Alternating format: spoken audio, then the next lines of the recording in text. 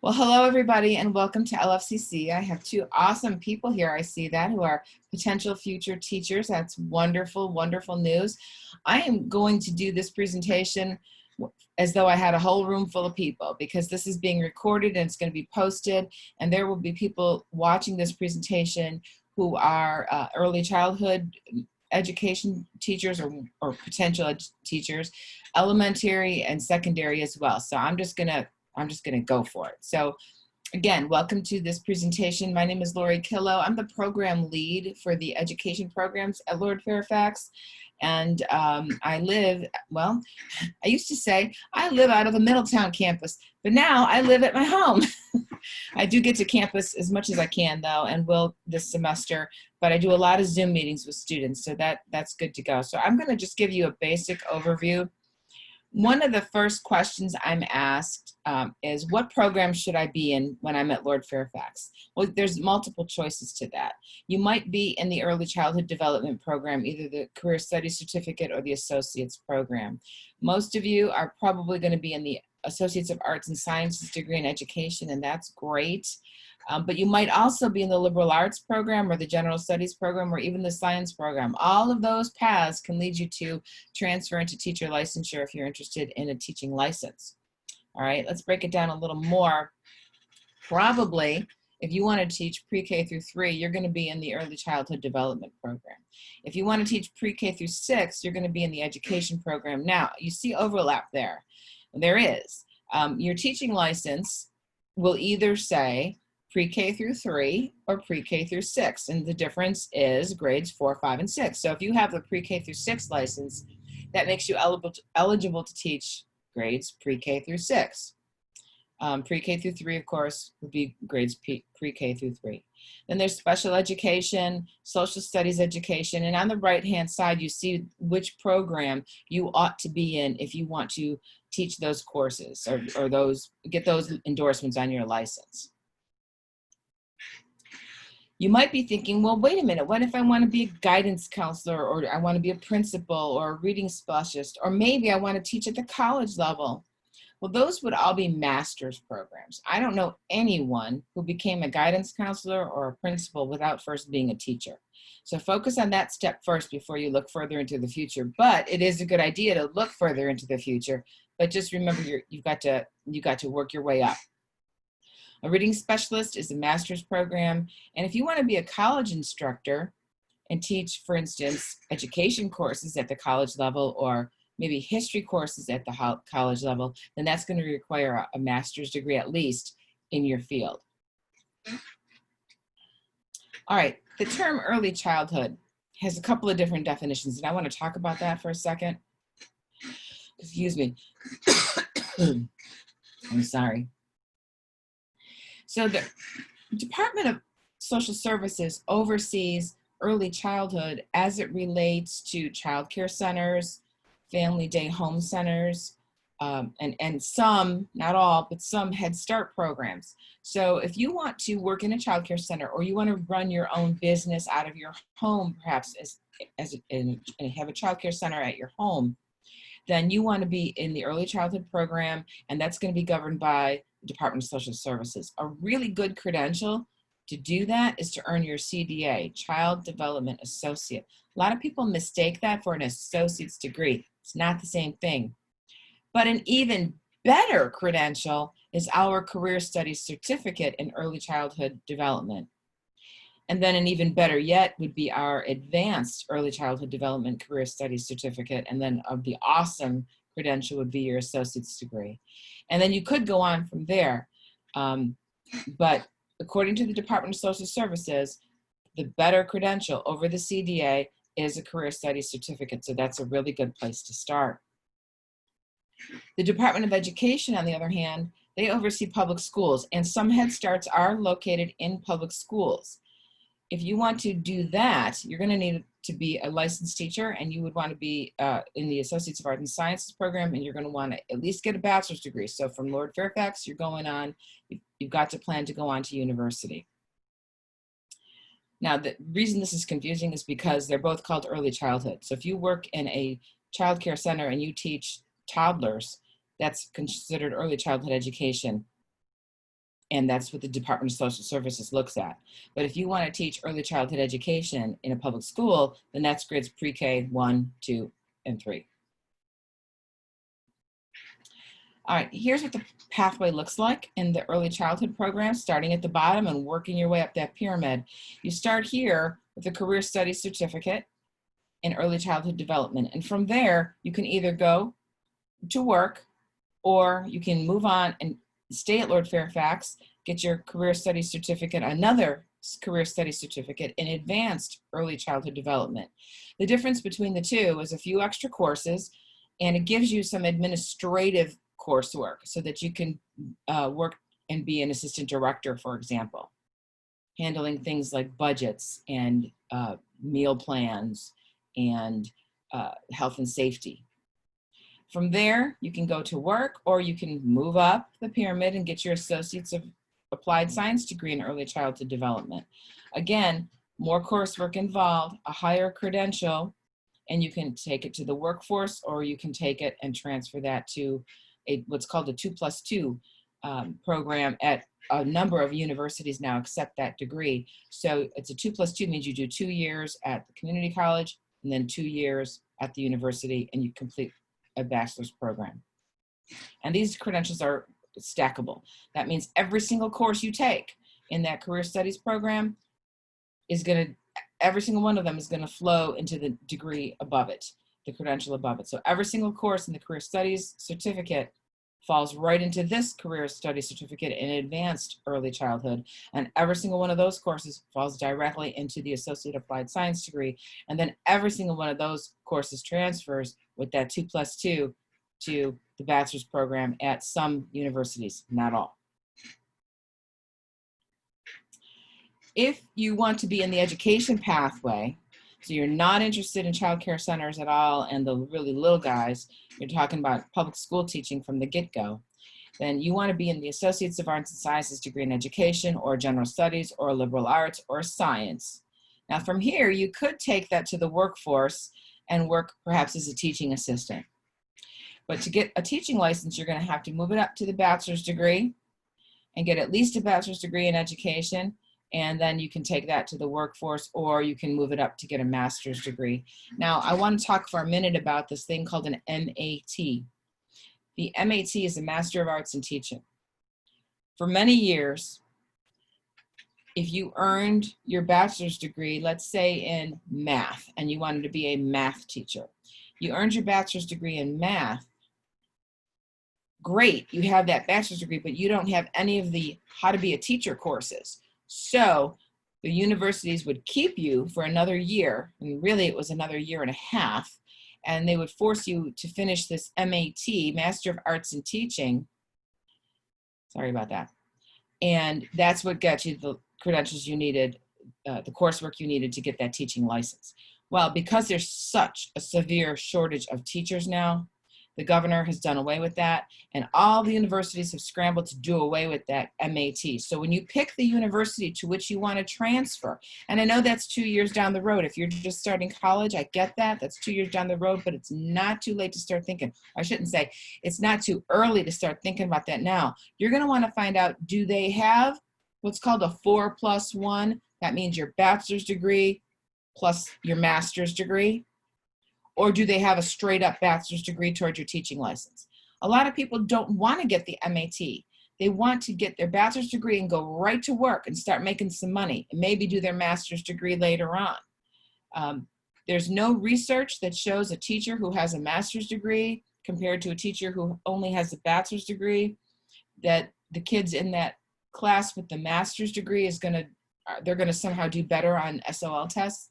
There is no research to that effect at all. And we have such a teacher shortage that the governor said we need to do away with that, and we need to just get that bachelor's program going and get them in there. So in the last 2 years, this happened in July of 2018. So in the last 2 years, these universities have all scrambled to redesign their programs to make it a bachelor's program. However, there are still a few out there who didn't, and they said, too bad, we're going to stay with the 4+1. And maybe that's what you want. But that's just something to think about as you move through. All right, the key question whenever you're speaking to an academic advisor, and I don't care if that's me or any of the other advisors, the key question is, what do you want to teach and where do you want to transfer? That's the first thing I ask a student when I do any kind of academic advising, because clearly somebody who wants to be a PE teacher is going to take different courses than somebody who wants to be a physics teacher or an elementary teacher. So the sooner you figure that out, the better. And if you don't know exactly what it is you want to teach, start eliminating what don't you want to teach. Like physics. Does anybody want to teach physics? There's jobs out there if you want them because there's such a shortage, but I rarely get anybody who wants to do that. All right. And the reason I need to know where you want to transfer is because each university has their own requirements too. So if you tell me you want to go to JMU, I might steer you to a certain set of courses. If you change your mind and say, no, I'm going to go to ODU instead, well, that might be a different set of courses. So the sooner you figure out where you want to transfer, that would be helpful. All right, tests, tests, tests, tests, tests. We all hate tests, right? But we've been in school for so long. They've been with us forever. I mean, the minute you were born, the doctor rated you on an APGAR scale. And you have to take a test to get your driving permit. And you have to take a test to get your driving license. And you have to take a test for everything. So we should be used to it by now, right? All right, so here you go. The core praxis used to be called Praxis 1. So if you know any teachers who are older, they might say, yeah, did you take that Praxis 1? No, it's not called that anymore. It's called core praxis. And there's math, reading, and writing. But the only one you're going to need is math, okay?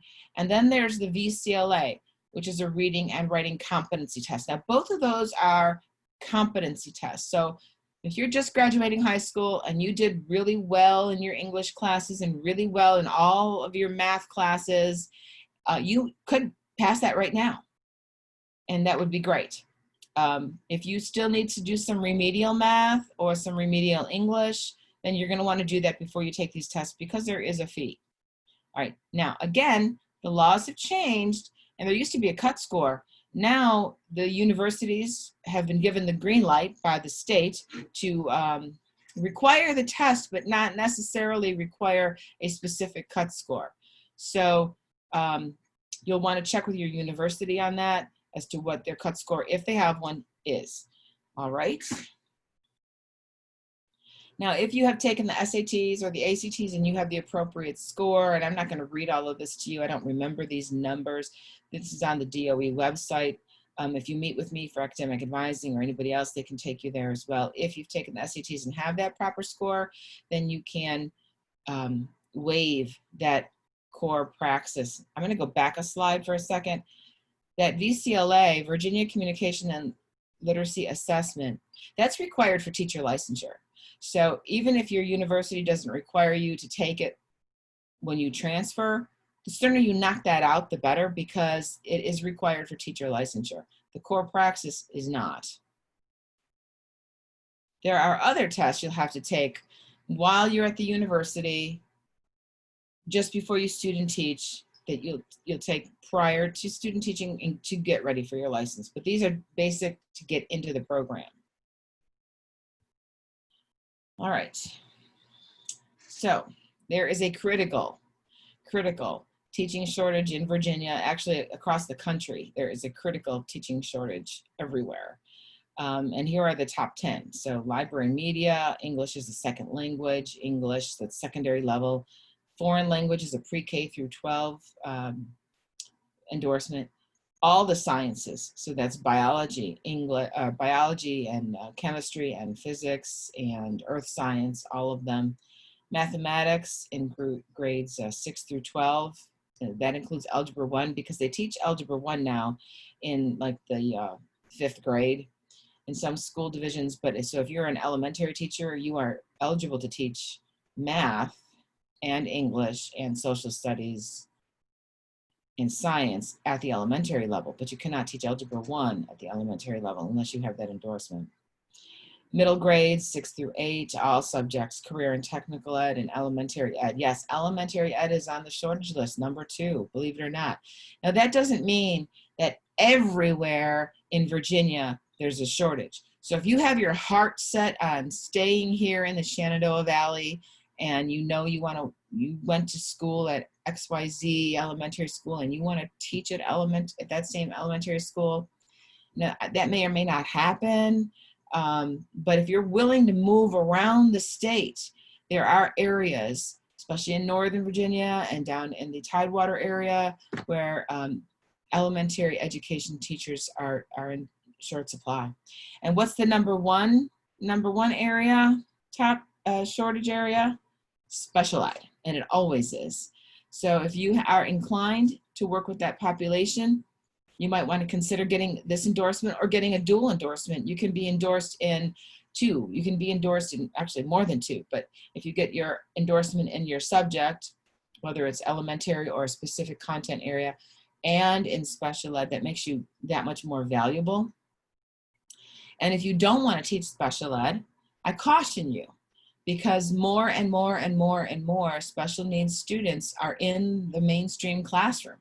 They are right there along with all the other kiddos, and you have to deal with them. So you will teach special ed, whether you're a special ed teacher or not. All right, show me the money. Does anybody remember that movie? Well, if you are working in a child care center, the workers average, this is back in 2017-18, was $24,000 or $11.65 an hour. And this is national. So some parts of the country pay more than others. Some parts of the state pay more than others. Nobody goes into education for the money, because you're not going to get rich doing it. But in child care centers, it's really pretty low. But if that's where your heart and your passion is, then I encourage you to do it. Directors make quite a bit more money, and you can work your way up to that position. In the public school system, national average starting teacher is $39,000. In Virginia, it's a little higher, in $40,000. And the average in Virginia, average teacher salary is $56,000. Now, that is the average of all teachers. So your first year plus your veterans who've been there for 20 or 30 years, that's averaging all of those. And of course, the administrators make even more. Assistant principals, 83. Average principal salary is 102, and assistant principal is about 83. So there you go. Now, what I find interesting because of this pandemic, that childcare centers are all of a sudden in front of everybody's mind. People who work and need a place for their kids to go are looking towards childcare centers. And the childcare centers are in a very critical position to where they have to reduce the number of students that they can let in, but yet the need is going higher. So it'll be interesting to see what the fate of all of that is as we work our way through this pandemic that will come to an end one day, I know. All right, I am here for any questions that you may have or comments. Some people ask me about my career, and I can give you a little background. I'm 110 years old now, so I've been teaching forever. And I have taught every grade you can imagine, and I've been a program lead at schools that I've been in, and I am now a program lead and a partial administrator here at Lord Fairfax. My favorite thing about teaching is not my summers off. When asked why people want to be teachers, that isn't, or why they became teachers, that actually isn't one of the top reasons. One of the top reasons is really because they just want to help people and they just want to give back. So I ask you to think to yourself, why do you want to be a teacher, or why are you considering being a teacher? But if you go into this because you think the summers off are just too valuable to pass up, you won't last, because the summers off aren't enough to get you through the whole rest of the year.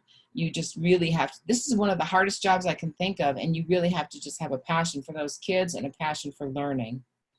So summers off isn't going to do it for you. You won't succeed. The turnover rate for teachers is fairly high. So you're going to want to think of this very seriously before you make the decision this is your final decision for this career. So at that, I feel like I've been talking too long, and I really would like to open it up for questions. I don't have any questions in the chat box, but Keely, Elizabeth, feel free to ask any questions to Lori. You've got her undivided attention right now.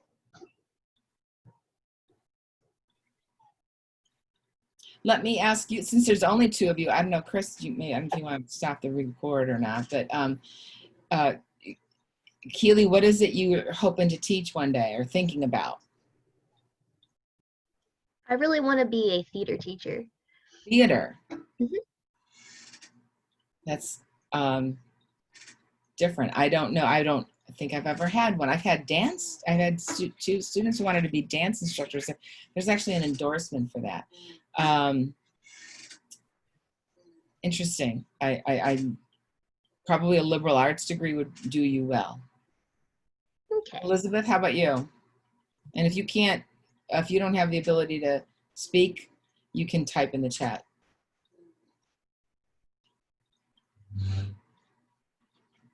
Oh, high school special ed, a girl after my heart. I was a special ed teacher, elementary though. Although I did do special ed as a K-12 endorsement, so you're endorsed across the grades. But I did high school in my student teaching in high school. It was so much fun. I remember my kids, because you do a lot of life skills. So we would do things like how to take public transportation. I'm from Buffalo, New York. So we would do things like how to take public transportation. I worked with other people to, my cooperating teacher and I worked with other people to find jobs. And so a large part of our job was getting them writing resumes and teaching them some basic job skills. The students we worked with were moderately mentally disabled. So they were getting jobs in fast food restaurants, places like that. We had one student who was in a hotel in the cleaning area, in the cleaning department, housekeeping. But it was so much fun because we did so much life skills with them, and it was great. So I applaud you. I applaud you for choosing that.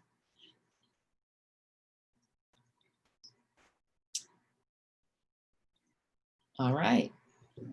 All right. Well, Lori, thank you so much for your time this evening. I love the education program. So I really enjoyed your presentation. And Keely and Elizabeth, thank you both for attending. Thank you both. I am going to throw up a screen really quick for anyone that is attending tonight, and then those that maybe are going to watch this another time. You can go to tinyurl.com/LFCC-summer 2020, and you can enter to win an iPad, AirPods, or a Nintendo Switch. You submit the form tonight for attending this session. You attend more sessions during New Student Welcome Week, all this week. And then we will announce our winners on Monday, August the 24th, in that weekly email that we send out to everybody. So make sure you're checking your emails. Always check your emails. And we will announce those winners and send those prizes to you in the mail. So, yep, make sure to submit that. And I'm going to...